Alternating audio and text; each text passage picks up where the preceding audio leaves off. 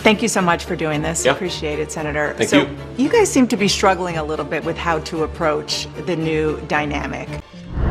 Madam Vice President, Governor Walz, thank you so much for sitting down with me and bringing the bus. The bus tour is well underway here in Georgia. If you are elected, what would you do on day one in the White House? Diana, if you go to Kamala Harris's campaign page right now, they still don't have a policy. Well, let's talk about policy positions versus about what they're. So I'm very clear about where I stand. And was there some policy or scientific data that you saw that you said, oh, okay, I get it now? There's no evidence that Kamala Harris threw him overboard, but I want to move on to something that Governor Walz has called you and Donald Trump, and that is weird. How should voters look at some of the changes that you've made, that you've explained some of here in your policy?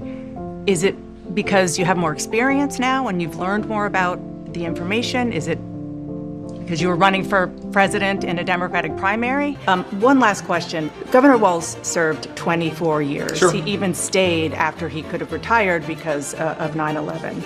He filed his election paperwork February 10th, 2005. He retired 2 months before they actually got the paperwork. I've seen a lot of statements from veterans, including those you served with, saying it's just untoward to be criticizing somebody who served for 24 years. He decided to quit, to retire, whatever word you want to use. Retire. The idea that you said that you were in war. Did you misspeak, as the campaign has said? Dana, do you think that it's a problem that he said I went to war, but he didn't actually? That seems to be a problem to me. Well, they've corrected that. Let's move on to when he called you and said he was pulling out of the race. What was that like? One last question. Why is not allowing her to end that pregnancy helpful or supportive of expanding families like you want it to be? Kamala Harris has 2 stepchildren. Pete Buttigieg and his husband have adopted twins. Do you recognize them as parents and more broadly as being part of families? You had to clarify that you had said that you and your wife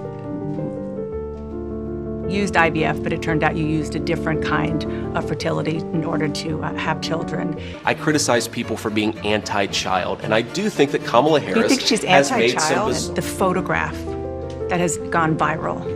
You were speaking, one of your grandnieces that you were just talking about on that viral picture really says it. What does it mean to you? Okay, you've now asked me 3 questions about comments that I made 3 years ago.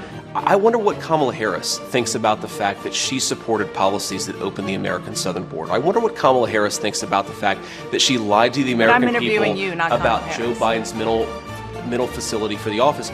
There aren't media lies. We play him and we let him speak for himself.